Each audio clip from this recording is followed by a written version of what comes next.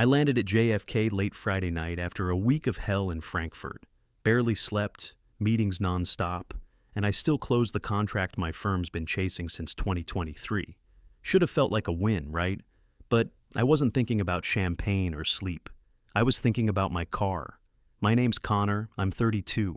I live in Hoboken, New Jersey. That Dodge Challenger was my prize. Bought it clean 2 years ago. No loan, no cosigner. Matte black, V8 engine, ceramic coated every 6 months. My weekends went into that thing. I figured I'd stop at my parents' place in Westchester on the way home from the airport. Check in, maybe grab a meal, and pick up the Challenger. I'd left it in their garage before flying out. I didn't trust street parking near my building. Dad offered the space. Made sense at the time. Pulled up their driveway around 9. Everything looked normal. Dad must have finally trimmed those hedges. I'd been nagging him about it for months. The porch light was on. Driveway was clear. I hit the garage opener on my key fob and waited. The door creaked up halfway. Then, all the way. Empty. No Challenger. I blinked. Stepped out. Walked into the garage like maybe I was hallucinating from jet lag. Concrete floor, a couple lawn chairs, a rake against the wall. No tire marks, nothing. I stood there for maybe 10 seconds before I turned and headed straight inside. The house smelled like garlic and detergent. Kitchen lights were on. My mom, dad, and my younger brother Dylan were sitting around the table. No TV, no music, just quiet. Real quiet. Dylan had a laptop open, but he snapped it shut the second I walked in. My mom smiled like everything was fine. Dad cleared his throat. I didn't sit down. "Where's my car?" No one answered right away. My mom opened her mouth, closed it. Dad looked at Dylan. Dylan looked anywhere but me. Then Dad goes, "It's not what it looks like." Wrong answer. I raised my voice. "Where is my car?" Dylan finally muttered. We took out a loan against it, through Cornerstone Pawn. Took me a second to process. "You pawned my Challenger?" He nodded, barely. "We needed startup capital." "For what?" "My outdoor apparel brand," he said, like it was a damn Kickstarter pitch. My head snapped toward Dad. "You let him do this?" "He forged your signature," Mom blurted. "Use the spare key. We didn't think—" I took a step back. My whole body went cold. "You stole my car." Quick note, before listening, share which city or country you're watching from. Dylan stood up, hands raised like that'd calm me. "It's just temporary. Once the brand takes off, I cut him off. "You forged my name and took a $44,000 loan on my car." He didn't deny it. I turned around, walked out the front door, and didn't look back. I didn't sleep that night. My body gave up around 4:30 a.m., so I got dressed and drove straight to Cornerstone Pawn the second the sun came up. Place looked like every busted strip mall shop in America. Chipped brown awning, neon sign flickering like it was coughing to death. Open 7 days a week. I pulled the door open right at 8. It smelled like dust and old cigarettes. Some scratchy jazz played through a radio in the back. A guy in a faded polo shirt stood behind the counter, sipping coffee like it was just another Tuesday. I stepped up. "I'm here about a Dodge Challenger. Black, 2023. Just pawned last week." He barely looked up. "Got an ID?" I handed it over. He took his time scrolling through the computer. "Name?" "Connor Maddox." He paused, then reached under the counter, pulled out a thin folder and flipped it open. "Loan contracts under your name, 44,000. I scanned the top page. My name was there, clear as day. But the signature, that wasn't mine. "Let me see that." I grabbed the papers, eyes locked on the scribble, trying to pass for my signature. The letters were too round, no sharp edges. It looked like someone guessing what cursive was. "This isn't my signature," I said. He shrugged. "Loan's already processed, 5 days ago." I slapped the papers on the counter. "Pull your security footage. I want to see who dropped it off." The guy didn't argue. He disappeared into the back. Took maybe 10 minutes. I stood there, fists clenched, staring at a case full of old guitars and gold chains. He came back with a tablet, hit play. There it was. My Challenger. Pulled right up to the front. And then Dylan stepped out. Hoodie, sunglasses, trying to look casual, but glancing around like he knew he was doing something dirty. He handed something over at the counter, smiled, shook the guy's hand, walked out like he just won the damn lottery. I didn't say anything for a second. The broker pointed to a small printout next to the folder. Fees and interest bring the total to just over 47 grand. If it's not paid by October 3rd, the car gets auctioned. I blinked. Wait, October 3rd? He nodded. That's the deadline. 30 days from the loan. You've got 25 left. 25 days to clean up a mess I didn't make. I took the folder and the receipt copy. I'm taking these. He shrugged again. It's your name on it. I walked out. Didn't thank him. Didn't even look back. I sat in my car, folder in my lap, and stared at the dash. Everything around me felt fake, like I was watching someone else's disaster. They used my name, my property, my future. For what? Some startup hoodie brand? I looked down at the contract again. Typed, stamped, legal. They didn't just mess up. They crossed a line they couldn't uncross. They broke something in me I didn't even realize could break.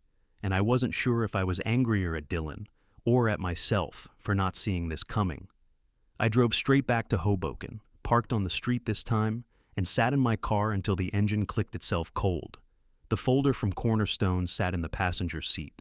I didn't touch it. I already knew what it said.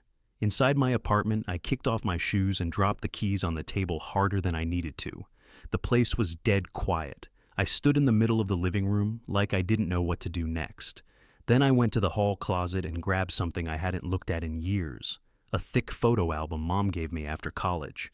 Navy blue cover, my name on it in silver marker. I used to think it meant something. I dropped onto the couch, cracked it open, and flipped to the first page. Dylan, on a shiny new red bike, grinning like a cartoon. Another page, his 4th birthday, balloons, a bounce house, 20 kids. Flip again, his high school graduation. Everyone there, Mom, Dad, Aunt Lisa, even some of his idiot friends. Big banner, cake with his name and frosting, then mine. 2 photos, one from prom. The other was me in my cap and gown, college, 4 years of hell, and no one even showed up. No party, no sign. Just a blurry photo someone took on their phone and emailed to Mom. Flip again, Dylan behind the wheel of a brand new Jeep. Bow on the hood. Christmas 2 years ago. That was the year I got a pack of socks and a mug that said, "Guess one employee." I didn't know I was shaking until the book slipped off my lap and hit the floor. Every time I succeeded, it was background noise. But if Dylan sneezed right, it was a damn celebration. I heard my phone buzz and saw the caller ID, Uncle Rick. I picked up. "Yeah." "Hey kid, you all right?" "No." He sighed. "Your mom called me, said you're being dramatic. Her word, not mine." I barked out a laugh. "I bet she did. She told me Dylan needed a little help, said you were blowing things out of proportion, that it was just a misunderstanding. Rick, they stole my car, forged my name, took out a loan I didn't ask for." There was a pause. I figured she left that part out. "Of course she did." He lowered his voice. "You want me to talk to your dad?" "No, not yet. I want to see what they do when they realize I'm not bailing them out." "Good. They need to feel this. Long overdue. He was the only one in that family who ever talked straight. I appreciate the call. Keep your head on straight, Connor. You didn't do anything wrong." "I know." I hung up and stared at the photo album still lying open on the floor. I picked it up and shoved it back on the shelf where it belonged. Then I walked to my desk and pulled out a legal pad. At the top, I wrote repayment plan, then underlined it twice. I wasn't letting this slide, not this time. 2 days later, I texted Dylan and told him to meet me at Cafe Junction, the one a block from his apartment, neutral territory. I told him to bring his business plan, if he even had one. He replied with a thumbs up. I got there first, sat at a two-top by the window, ordered black coffee and nothing else. The smell of cinnamon rolls and burnt espresso made my stomach turn. I hadn't eaten all day. He walked in 10 minutes late, wearing a windbreaker like it was a uniform, sat across from me, pulled a thin folder out of his backpack, and set it on the table like it was a bomb. "Let's see it," I said. He opened the folder and spread out a couple of hand-drawn sketches, stick figure level outlines of hoodies, some color ideas, and a list of names like Moss Wolf and Trailbound. That was it. I flipped through the pages, no pricing, no supply chain, no projections, not even a logo. "This is what you stole my car for?" His face dropped. He didn't look up. I wanted to prove I could do something, make something real. You forged my name, Dylan. I know. I panicked. I didn't think you'd say yes if I asked. You're damn right I wouldn't. He rubbed his hands together like he was cold. The first batch of hoodies already came in. Half of them were damaged. Bad stitching, logos peeling off. People started posting about it on TikTok. So now you're tanking in public too. He nodded. I already refunded a couple orders, but I'm out of cash. The supplier won't ship the next round unless I pay up front. I sat back in my chair, arms crossed. And he looked up for the first time. I was hoping maybe you could spot me. Just a short-term thing. I'll pay you back. Then my phone buzzed on the table. It was him. He'd just texted me. Can you send me like $2K just to cover supplier? I stared at the screen, then looked right at him. He couldn't even say it out loud. You seriously just texted me while I'm sitting right here? He shrugged, like maybe I'd find that funny. I didn't. I'm not your safety net anymore. His face went red. I'm trying, Connor. I'm really trying. Trying doesn't excuse stealing, and it sure as hell doesn't excuse dragging everyone else into your mess. I didn't think it would get this bad. I stood up, grabbed my coffee. Yeah, that's your problem. You never think. He reached for the sketches like he was going to offer me one. I left him there, hunched over his garbage ideas, acting like he was the victim. By the end of the week, Dylan's brand was toast. His supplier blocked his number. Customers lit up his Instagram with comments like, trash quality and don't waste your money. He pulled the site offline by Friday. I didn't ask. He didn't reach out. Meanwhile, I was dragging myself through the workday like my brain was glued together with duct tape. Couldn't focus, couldn't sleep. Just stared at my laptop screen like it owed me an apology. My boss, Felicia, called me into her office Friday afternoon. You okay? She asked. I'm fine. You're not fine. I didn't answer. She slid a paper across the desk. Take a few days, come back when your head's straight. I didn't argue, didn't even thank her, just left the office like a ghost. That Sunday, I drove back to my parents' house for dinner. I wasn't planning to go, but Rick texted me that morning. You should show up, say what needs to be said. So I did. The moment I walked in, Mom acted like nothing happened. She hugged me, said, "We're having roast, your favorite." Like that would erase the forged documents and pawn ticket. Dylan was already there, didn't say much, barely looked at me. We sat down at the table, plates were passed around. Everyone chewed like this was normal. I put my fork down and spoke loud enough to cut through the fake calm. What you all did wasn't helping Dylan. It was theft. My mom froze mid-bite. Dad didn't look up. Dylan stared at his mashed potatoes like they might swallow him whole. She tried to soften it. Connor, we made a mistake. No, he stole from me. You let him. Dad co-signed the lie. Dad finally said something. I thought we could handle it quickly. You were out of town. We didn't think... Exactly, I snapped. You didn't think. About me. About what that car meant. About the law. About anything. Silence dropped hard. The only sound was the ticking wall clock behind me. Then the door opened. Uncle Rick walked in like a wrecking ball.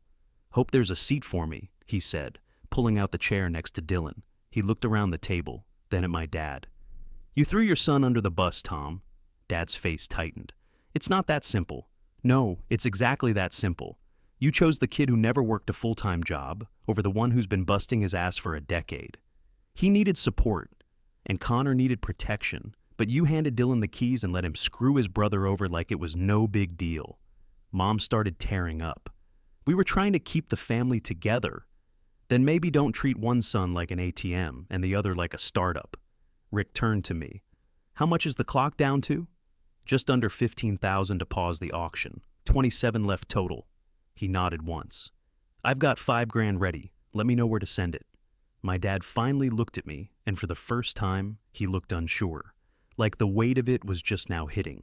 I never wanted it to go this far, he said. I pushed my chair back, stood up. Yeah, well, it did. I didn't wait for dessert, didn't say goodbye. I walked out, got in my car, and drove back toward Hoboken in silence, Rick's voice still ringing in my ears. The next morning, I drove back to my parents' place with a folder of legal documents in the passenger seat. No warning, no text ahead, just showed up. Mom opened the door, her eyes already puffy. She didn't say anything, just stepped aside and let me in. They were all in the living room, Dad on the recliner, Dylan slumped on the couch, Mom pacing like she couldn't sit still. I dropped the folder on the coffee table and sat down across from them. "Here's where we are," I said. "State-level fraud laws, title forgery, pawn shop regulations, minimum sentencing guidelines. Take a good look." No one moved. I flipped the folder open myself, pulled out the printout I highlighted in red. "This is felony-level fraud. I could press charges right now." Dad's eyes locked on the paper, his jaw clenched, but for once, he didn't have anything to say. Dylan looked sick, pale. He tried to speak, but I cut him off. "You're lucky I'm not dragging you to court, but we've got 21 days to raise $15,000 or the challenger gets auctioned off." Mom sat down slowly, like her legs gave out. She looked at me, tears streaming now, not the fake kind, the silent, shaking kind. "I know we messed up, Connor," she said. "I know. Knowing doesn't fix it." "I'll do whatever it takes," she whispered. "Good," I said. "Because we're not talking apologies anymore. We're talking solutions." Dad finally spoke. "We can tap the equity on the house." "How fast?"